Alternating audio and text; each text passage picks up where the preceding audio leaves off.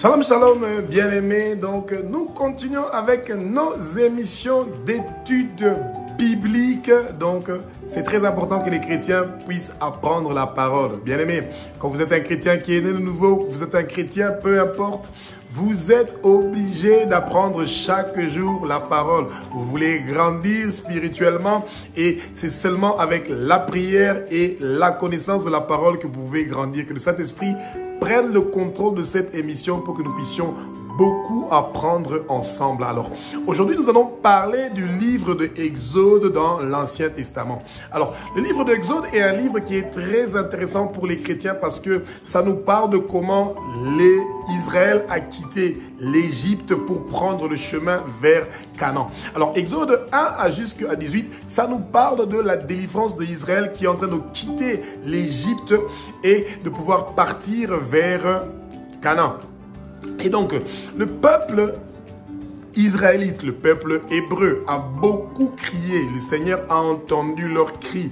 400 ans d'esclavage et quand vous voyez les pyramides en Égypte et quand vous voyez des grands anciens bâtiments en Égypte, eh ben, ça a été construit avec la sueur et le sang de beaucoup de peuples hébreux. Et quand vous regardez même l'intelligence qui est utilisée dans l'architecture égyptienne à l'époque, il y a encore beaucoup de souvenirs de tout cela, et bien vous voyez qu'il y a l'intelligence d'un peuple très intelligent et très habile. Au moment où les autres avaient raté la tour de Babel, et bien en Égypte, on n'a pas raté donc la pyramide. Et c'est imposant et impressionnant le jour que vous partez en Égypte et que vous voyez une pyramide, vous vous dites comment ils ont fait pour construire ça à l'époque où il n'y avait pas donc des machines. Et donc les Égyptiens pendant longtemps, ils ont maltraité Israël et ils ont maltraité les Israélites. Et même maintenant, s'ils peuvent avoir une occasion de le faire, je pense qu'ils vont le faire. Et c'est comme ça que le peuple hébreu s'est expliqué dans Exode chapitre 1 jusqu'à 18 que le peuple israélite devait quitter l'Égypte pour prendre la direction vers Canaan. Et alors, le pharaon n'était pas d'accord avec ça.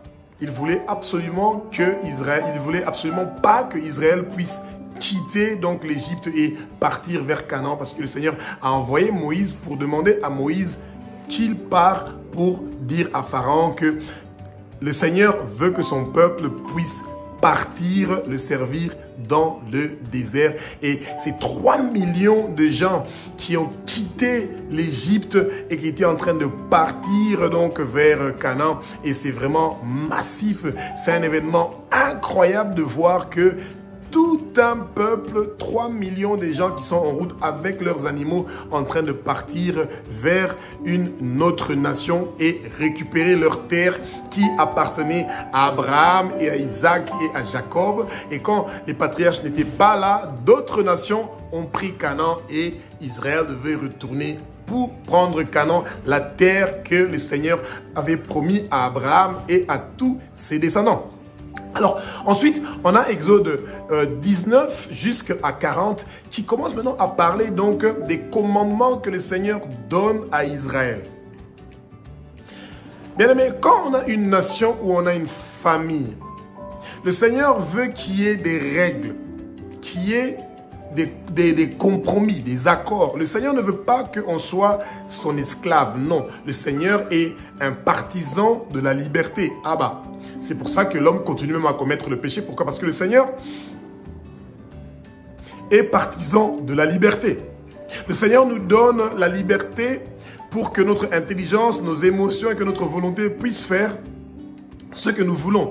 Mais nous devons faire ce que nous voulons selon la parole, selon ce que le Seigneur dit. Et c'est pour ça que le Seigneur a vu que Israël était perdu et qu'il a jugé bon qu'il fallait donner des commandements à Israël. Et le Seigneur voulait à tout prix que son peuple se rappelle de comment le monde a commencé et de comment la chute de l'homme s'est passée, comment la déluge s'est passée et comment les patriarches ont commencé jusqu'à ce qu'ils soient appelés le peuple qui est Israël. Donc Moïse dans le mont Sinaï n'a pas reçu seulement les commandements, mais les Pentateuques, donc les 5 livres de l'Ancien Testament, sont écrits par Moïse, inspiré par le Saint-Esprit. Donc, ce n'est pas de livre de blabla. Il y a des gens qui parlent de 2 autres livres de Moïse. Eh bien, bien aimé, c'est mieux de se concentrer sur ce que la parole est en train de dire. La parole dit qu'il y a les Pentateuques, ces 5 livres donc, qui ont été écrits par Moïse. Donc, Genèse, Exode, Nombre, Lévitique et Deutéronome. Et c'est seulement les livres qui ont été écrits par Moïse. Et s'il y a des gens qui vous présentent d'autres livres, eh ben, c'est à vous de savoir si vous allez lire ou pas. Moi, je ne le ferai pas. Alors, donc bien aimé, le Seigneur donne des commandements à Moïse. Et c'est Exode qui est surtout concentré sur ces commandements-là. Et le premier commandement est un commandement qui est très important que l'homme doit continuer à se rappeler tous les jours de sa vie. Le Seigneur dit, tu n'adoreras pas un autre Dieu parce que je suis un Dieu qui est jaloux. Et bien aimé, ce que la majorité des gens sont en train de faire de nos jours, ils sont des idolâtres. Ils adorent d'autres dieux. Beaucoup d'autres religions, on ne va pas les citer parce que ça leur donne de l'importance, qui adorent d'autres dieux.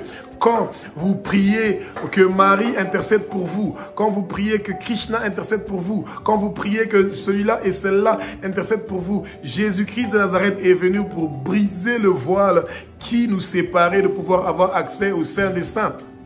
Jésus nous donne la possibilité d'avoir directement le contact avec le Père, à condition qu'on l'accepte. Et toute chose que nous allons demander au nom de Jésus, nous allons l'obtenir. Et c'est ça que les gens doivent se rappeler de Exode. Et faites cette petite prière avec moi, bien-aimés. Ça va être merveilleux. Vous allez voir comment le Saint-Esprit va se révéler à vous. Dites, au nom de Jésus-Christ de Nazareth, je vais écouter et vivre ton tremblement de terre le plus puissant et le plus violent. Je veux entendre ta voix. Je veux entendre tes trompettes. Je veux entendre que tu me parles avec une voix audible et de me montrer les choses qui sont cachées. Révèle-toi à moi, ô Abba. Je veux te connaître personnellement. Je veux que tu te révèles à moi. Je veux connaître ta parole. Je veux connaître ton chemin. Je veux écouter ta parole. Je veux obéir à ta parole. Merci Jésus. Merci Jésus. Bien-aimés, cherchez à écouter la voix du Père. Cherchons à être obéissants. Le Seigneur dit, celui qui va obéir et écouter ma voix, il va avoir l'autorité sur les autres nations. Et tes ennemis qui vont venir par un chemin vont repartir par 7 chemins. Et que toute chose que tu vas toucher avec tes mains sera bénie. Le Seigneur nous bénit, il nous récompense parce qu'on l'écoute et on obéit. Vous voyez? Alors, ce qui est tragique dans toute cette histoire de Exode est qu'en Nombre, du chapitre 10 jusqu'à 14, il y a à Kadesh Barnéa, le lieu de la rébellion. Donc, Israël est proche de partir à Canaan.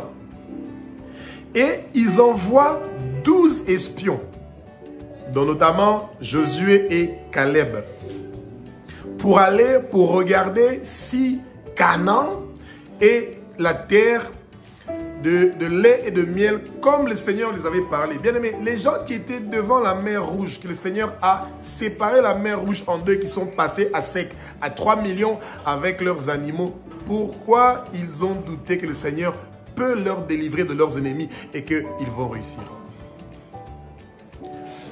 2 ont amené la bonne nouvelle et 10 ont amené des mauvaises nouvelles. Bien aimé, la majorité ont amené des mauvaises nouvelles. Merci Saint-Esprit. Les gens qui sont tout autour de vous vont toujours amener des mauvaises nouvelles. Des nouvelles pour vous décourager. Des nouvelles pour vous montrer le côté négatif de la vie. Refusez ça au nom de Jésus. Refusez toute pensée négative dans votre vie au nom de Jésus-Christ de Nazareth. Que toute pensée négative dans votre vie s'éloigne de votre vie au nom de Jésus. Vous n'êtes pas le candidat de toute pensée négative qui vient du monde des ténèbres. Bien aimé, Josué et Caleb vont venir. ils vont apporter une vigne. Jésus est une vigne. C'est lui qui compose toute la vigne. Quand vous avez la grappe de vigne, vous avez des petits raisins. C'est nous qui sommes dans le Christ. Nous sommes une partie du Christ. Et Christ est la vigne elle-même, donc la composition de nous tous. Et elle a aussi cette branche sur laquelle la vigne est en train donc est soutenue. Nous devons faire confiance à Jésus qu'il a des bons plans pour nous. Et c'est pour ça que quand le Seigneur nous parle et il veut que nous soyons obéissants, nous devons être obéissants, bien-aimés. Quand nous avons dit oui à Jésus et que le Seigneur nous dit « Partez dans toutes les nations pour rendre ces nations-là mes disciples bien-aimés, faisons-le. Soyons obéissants, intercédons pour les nations, prions pour Israël, prions pour les nations, prions pour nos familles. Que le Seigneur délivre nos familles. » Vous voyez? Le Seigneur veut que nous gagnions nos familles pour Jésus, que nous gagnions notre quartier pour Jésus, que nous gagnions notre ville pour Jésus. Le Seigneur veut que nous gagnions des âmes pour le royaume de Jésus. Vous voyez? Et comme il y a 10 personnes qui ont mené un mauvais témoignage sur Canaan, eh bien le peuple s'est révolté contre Josué. Le peuple s'est révolté contre Moïse. Le peuple s'est révolté contre Caleb. Et ils ont dit, nous n'allons pas partir nous battre. Bien-aimés, nous devons nous battre. Le combat spirituel est réel. Et si Israël a connu tous ces combats-là et toutes ces difficultés pour devenir une forte nation, nous ne sommes pas épargnés de passer par des épreuves avant de connaître la gloire. Alléluia. Avant de connaître la gloire, il faut traverser les épreuves. Il faut gagner. Il faut passer par l'école. Il faut passer par le désert. Il faut traverser la mer Rouge. Bouchez les oreilles pour les gens qui veulent vous dire que tous les efforts que vous faites pour apprendre la parole ou pour prier, que vous vous réveillez le matin, ça ne sert à rien. Qu'est-ce que ton Jésus a fait? Depuis que tu pries, ta vie ne change pas. Tu es seulement dans des problèmes. Tu es seulement dans des dettes. Ta santé ne va pas bien. Bien-aimés, bouchez vos oreilles.